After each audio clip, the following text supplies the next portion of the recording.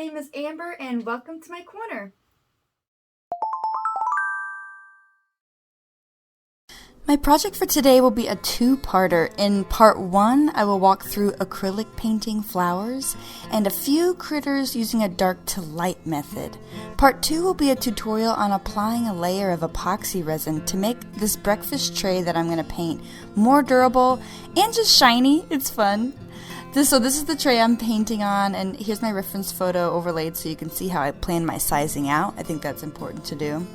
Today I gave us a head start before actually getting to see me paint. I did a head start so I could show you the difference between my first 3 layers of the painting. But don't worry, there is still a lot of elements you're going to get to see me paint firsthand. So at the top I have my first layer of hibiscus petals. I used pretty close to my darkest color for this and just loosely outlined where that division line between petals will be and that deep core area that hibiscus flowers are known for. Second layer, I filled in the petals with a medium tone. It won't be my final red, but I want something close to the color family of that flower. And then my third layer on the hibiscus petals is at the bottom. It's a light yellow that I used to pull out edges and corners of petals that I wanted to pop. And notice how with the second and third layers, my strokes move in the direction of the petal edges. So most flowers will be like this. The painting strokes within that petal are all parallel to the edge of the petal. So my petal that had a little bump in it, I had to make that yellow have that same bump to follow the direction there. Makes it feel like one object. And then with my leaves, I work the same way. Dark to light is my method. For my larger dark green sunflower leaves, I mapped in a dark green first, really trying to emphasize those creases and veins, or at least get them started. And then for the second layer, I used a medium green, which is the darkest green on my hibiscus flowers. So you can recycle your colors and don't need to keep mixing constantly. So medium green on my sunflower leaves is the first green on the hibiscus leaves, the darkest green for the hibiscus leaves. And you can use that same thing, but it looks different because I'm layering that one differently. And then the lightest one you can see at the bottom, the brightest green on those 2 sunflower leaves, and I made that more of a sage or earthy green to combat that my medium green was kind of limey. So I'm trying to play with tones. Green is blue and yellow, but I mix a little orange in my green, a little purple, put something else in there just to make it fun and it feels more realistic. So during the whole process, I used photos of real sunflowers and hibiscus leaves to ensure I was getting the shapes and colors correct. I'll put up one of the photos I used for sunflower leaves, but yeah, I can't emphasize enough to use reference photos, use them, and I use the reference photo I drew out as my composition. And this is the one I made in the last video. And that's also for sizing, placement of all my objects, honing my idea, really solidifying my idea. And then the other photos are just for realistic shading. And because our brains, even if you've looked at a bunch of sunflowers, our brains try to make things more symmetrical than they are. And you need to keep looking at the real version of that thing to kind of get your mindset out of there. Nature is not symmetrical. There's going to be like a little place a caterpillar ate. There's going to be like a little burnt edge. It's going to be bent. Someone stepped on it. You know what I'm saying? Like these things in nature never look perfect how we imagine them. And then, look at our reference photos, make your composition photo. That's how I start layering. And then it'll just make it more betterly.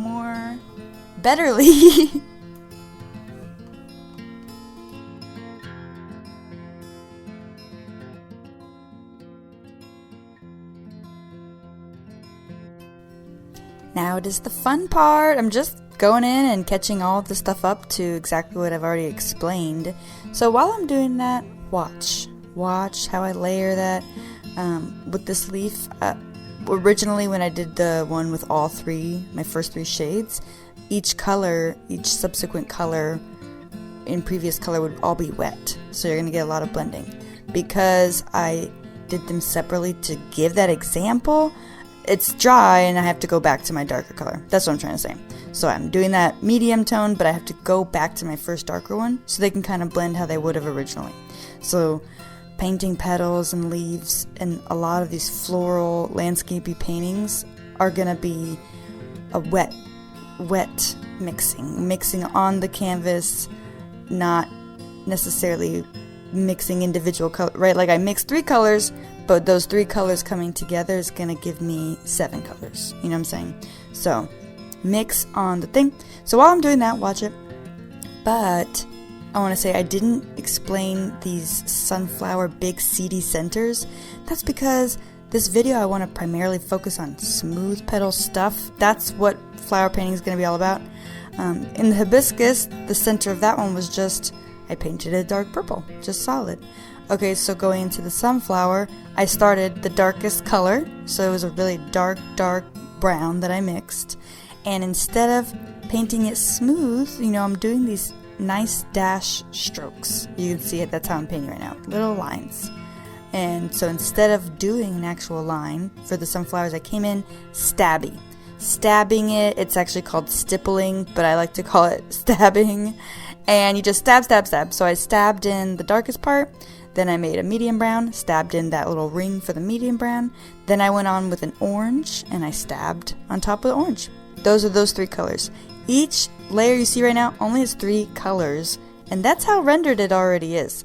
So I just see a lot of beginners get really discouraged in their first or second layer, and maybe you just needed that 3rd layer. But also you see I made each layer very dramatic. My first one's purple. My second one's like a light pink. My 3rd one's yellow. These are all very different things. I didn't go like purple, medium purple, light purple. Like really switch it up. That's how you get this drama, and you don't have to work as hard. So give yourself a break. Go dramatic. 3 layers. Now I'm coming in though, and this is my 4th layer. So I'm getting like a good true red on these hibiscus, but I'm still going to be able to see the pink through there.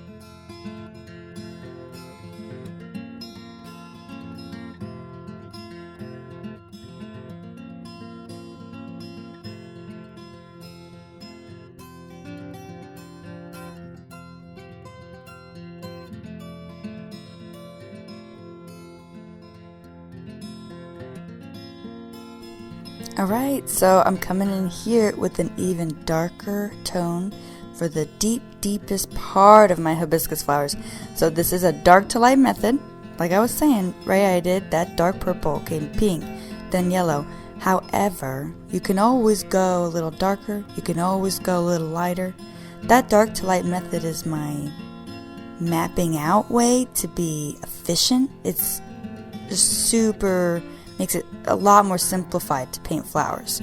So you do those first 3 layers dark to light, and then I still came in, but just to that middle. I'm not trying to cover all that other purple I did. That's still good.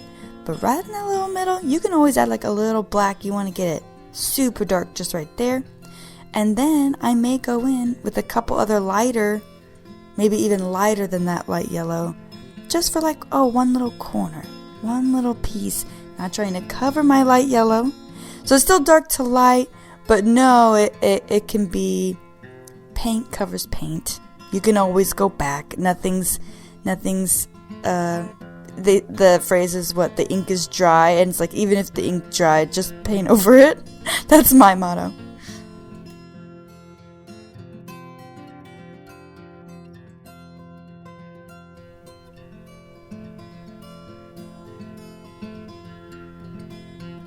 Alright, transition day. So now I'm painting starting my sunflowers, which we haven't seen any of this, but I'm still working dark to light. So sunflowers, a yellow flower, and I want to apologize, I am filming at night so you can see the difference in lighting, even though I have ring lights, I have all these things, but it always just looks different at night. But you can still see it's like a dark tan, so it's a yellow flower that's sort of as dark as I want to go, thinking just my petal, but again, I am going to come in at the end and do my last darkest dark and my last brightest bright. But this is how I'll map in the petals efficiently. Also look, when we think of flowers, we always, I say me, but probably other people, is that whole symmetry thing. We want to get organized, and people will paint all the petals just sticking straight out. You know, like that old sun we used to make. It's just like a circle and spikes sticking out every direction. But flowers aren't like that. Like wind, things bend, things get crinkled. So whatever it is, they're facing different directions. So I'm intentionally trying to not make them symmetrical. I also decided I want this one on the bottom right that I'm painting now to be a little brighter version. So I'll have, you know, kind of that fall orangey brown sunflower top left, and then that summer yellow bright white sunflower bottom right. So I'm going to try to do something like that. For now, you know, I'm sticking, just going around. I have my dark tone, this is my medium tone, and I'm about to do my light tone, but now you're seeing beginning to end. Exactly what I did on the leaves and the petals that I didn't show is the same thing. Just going in. Okay, now I'm getting better tips. They're getting a little longer.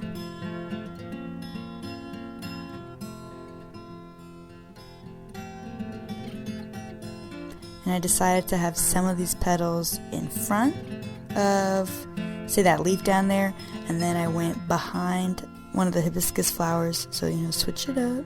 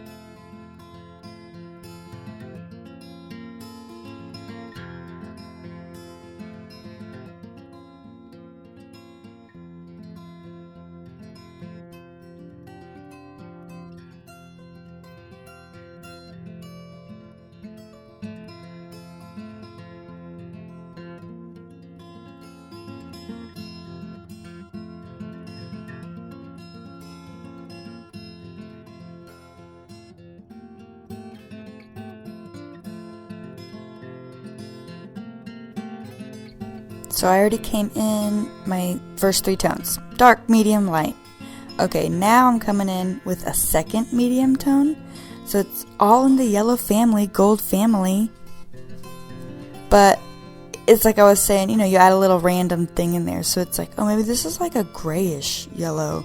And then maybe that's more like a greenish yellow. You know, something like that. Like I'm just putting little hints of other stuff.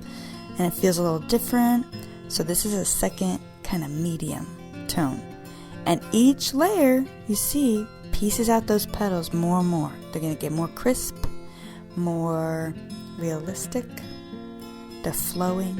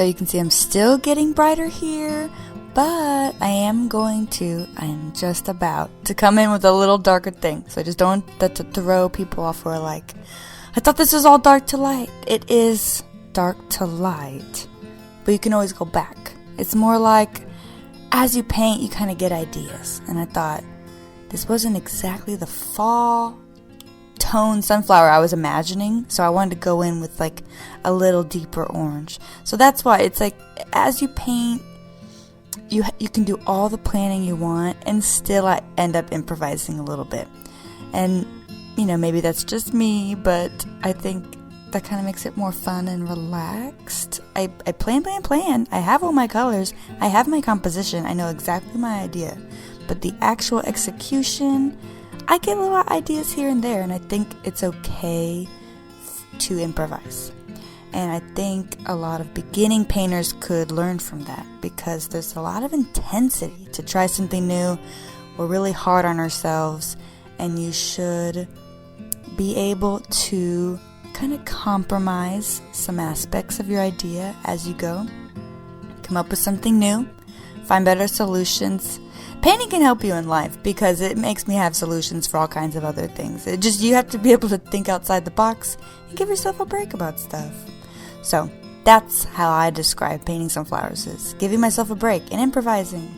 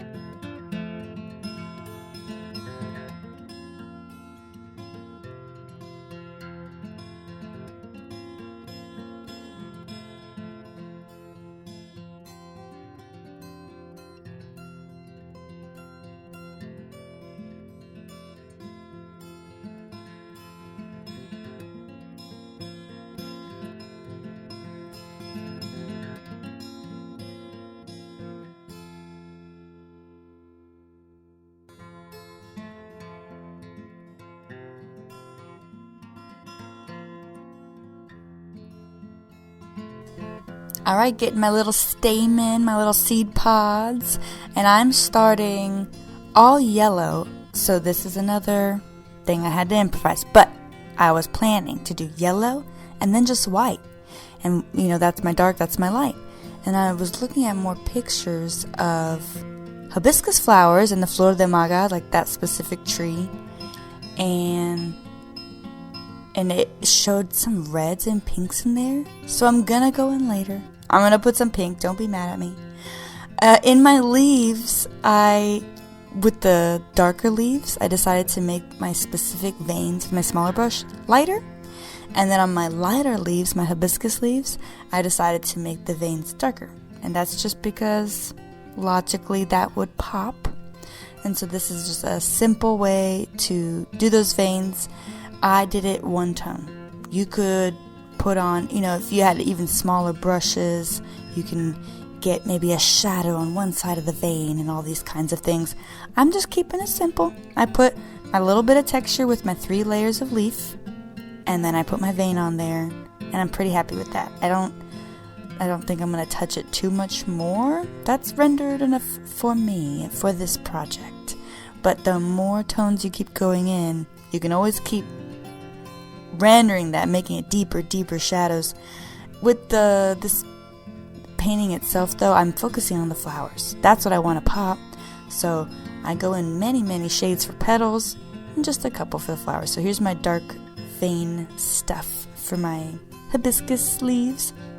And these, the maga leaves have these ridges on the outside, and I really want to emphasize that with the dark color too. So you'll see I'm kind of doing C shapes around the outside. Alright, daytime video! Here I come. This is my pinky red that I made because I had just seen other pictures and liked how that looked on there. But there were other ones that didn't have the pink red in there. I just thought, oh, that's cool. So you don't have to, if you're painting a flower, you decide which flower you like. There's going to be so many variations.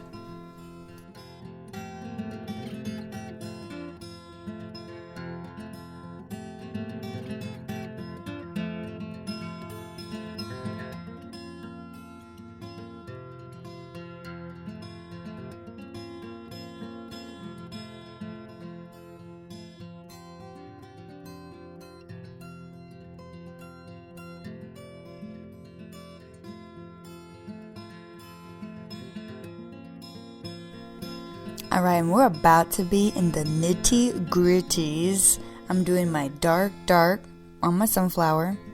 And then I'm going to finally get into, I mapped out 2 bumblebees, or they're actually honeybees. There are different types of bees, and this is a gift from my mom. And so I did 1 animal from Puerto Rico, 1 animal from Kansas, because she grew up in both places.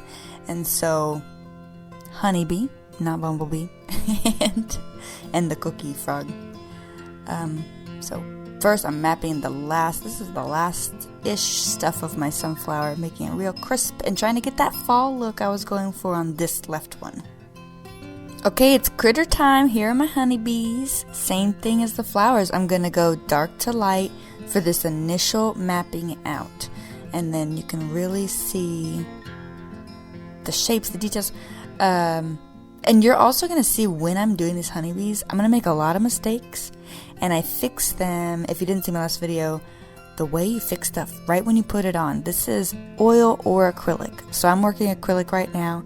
And I'll just clean my brush. It's going to happen quickly, so I'm telling you now. I'll clean my brush and wipe the wet paint off with a clean brush.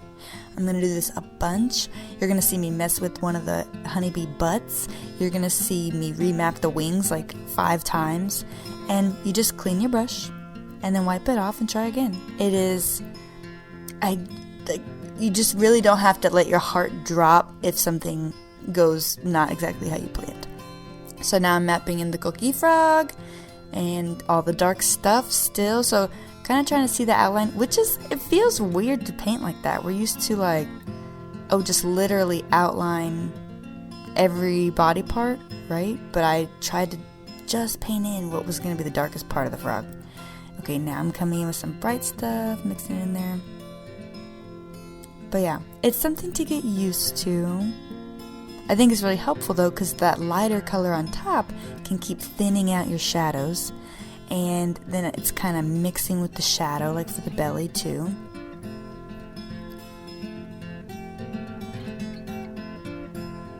But yeah, just watch how I put this in. I'm still looking at different reference photos.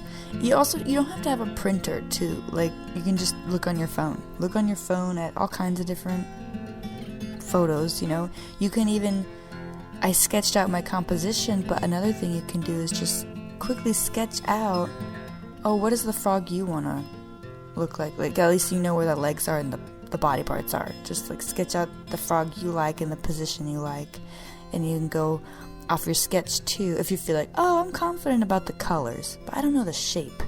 Just sketch out that shape. Those 2 little darker spots behind that right eye of our little cookie are the crazy ear holes, because they have that mating call and they're constantly going. I won't do it for you here, but you can look it up.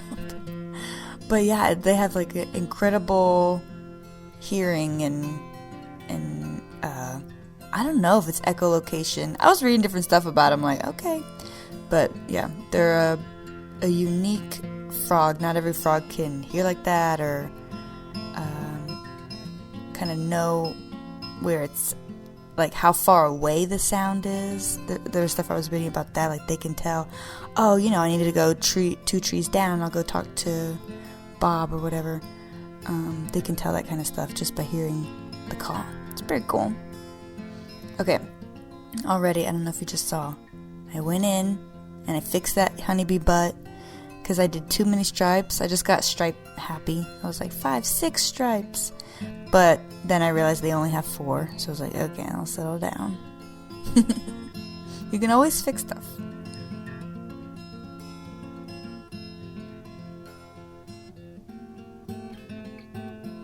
And you'll see me do those stripes, just the yellow and black stripes on the back. I do that a bunch of times. I'll just keep going, yellow, black. Get those little hairs all overlapping each other. And then the way their fur is pretty vertical. All the fur is going from the head to the stinger. So that direction is, I'm trying to get all my strokes that direction.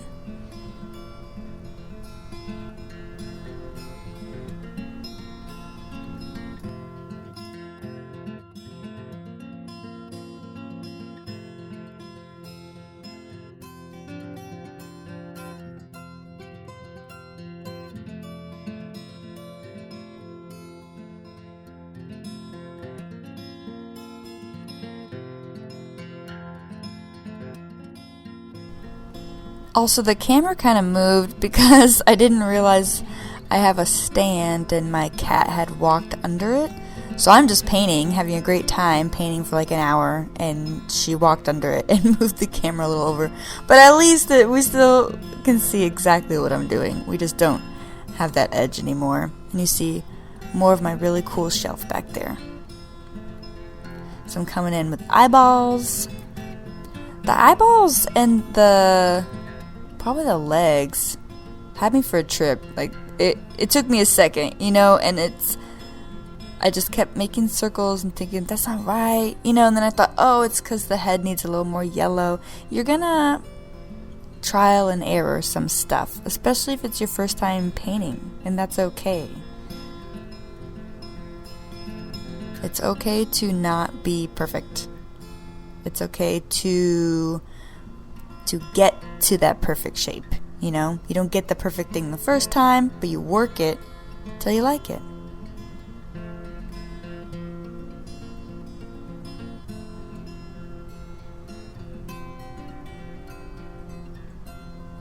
Alright, so I'm going even brighter. I'm pretty happy with my shape. Going even brighter now. Nope, going darker in the face. I can't make up my mind. And that one I just covered all the eyeballs. But you see, this is really good to see that trial and error. It's gonna get there. It's gonna look good. But it doesn't look good every step of the way. Sometimes, and that's the part you just have to accept when you're painting. It doesn't look good now. Oh, but it will. Just trust. Trust yourself. Trust the process. Now I got some wings. Now I've seen people paint bee wings and it's like, oh, you can see every single little line and dimension, but when you see them in real life, that's not how it is. It's like one part's invisible. You see one part more because the two sides are overlapping or something like that. So I was trying to go for that. But now this left one is going to give me quite a bit of trouble, and just you wait. But watch how I fix it. When it's getting blurry like that, I'm just cleaning my brush, wipe it off. Wipe it off, don't stress. Some part of it already dried, that's okay. Most of that bee body underneath had dried because acrylic dries so fast. If this was oil, I would have to just redo the whole thing. But it's acrylic, so that bee body dried. I'm going to try again. Let's see. We'll see what happens. You'll see.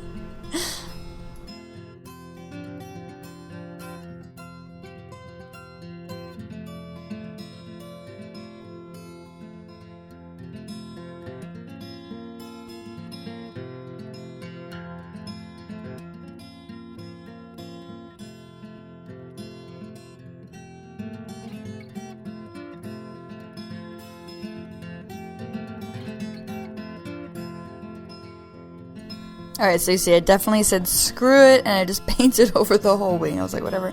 But I also realized what I didn't like was I was making it a square shape at the end, which I did see some images of bees, but most of them had the pointy one. So I believe that's the difference between honeybees, and then there's other kinds of bees, carpenter bees, whatever, hornets, I don't know. But I think that was the problem. And on my bee that's sideways, down at the bottom, that one had pointy wings, and then I thought, why am I doing square wings on this one? So I went back, made them pointy, loving it.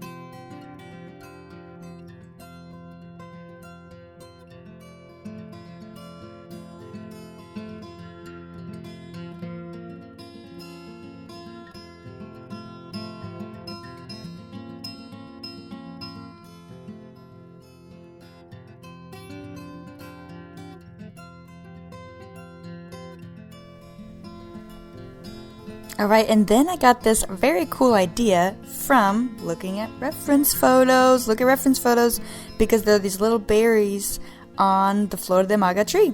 There are these little berries like this, and then there are also little buds of the petals before they've opened. I decided not to do any of those. You know, if I was getting a more complex thing, maybe, but I felt like the space is filled well. So I just want to add a couple of these little green berries on here because I felt like one thing was missing, and now we have enough different elements of different colors and different shapes. It's important your whole painting isn't just the same shape. That's not an interesting thing to look at it. You know, I mean, there is different minimalist modern art, and that is totally fine. But if you're making a composition and you're going more organic, natural, then you need many types of shapes, and it keeps your eye moving around, makes it very interesting. So put on these.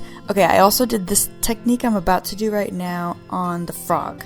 I put my highlight on the frog, then clean my brush and just smooth all those highlights. That's what I'm doing with this. I put in dark, medium, light, 3 colors in those little berries, and then rinse my brush, and with a clean brush I smoothed it out.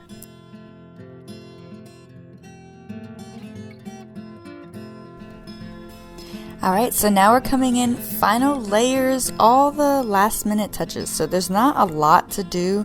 I'm just going to add a little texture on my cookie. I'm going to, any little highlights. I'm just kind of like leaning back. It's always helpful to look at your painting from further away. We get really obsessed with this eye level that no one else is going to see it like that.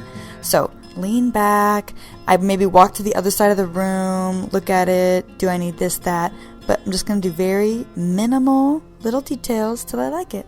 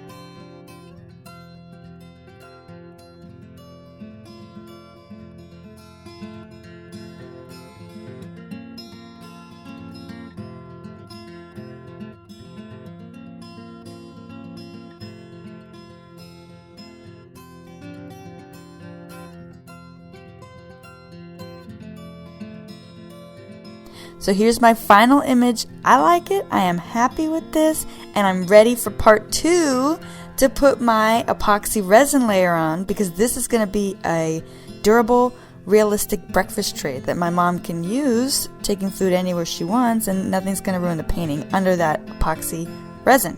So that's going to be part 2. I'm going to work through everything how to do that. But I hope this encouraged at least one person to paint with me or to try their own painting that they've been wanting to do. I believe anyone can paint. I believe not everyone wants to see it through, but I think that you can. Thank you for joining me. I'll see you in my next video. Bye.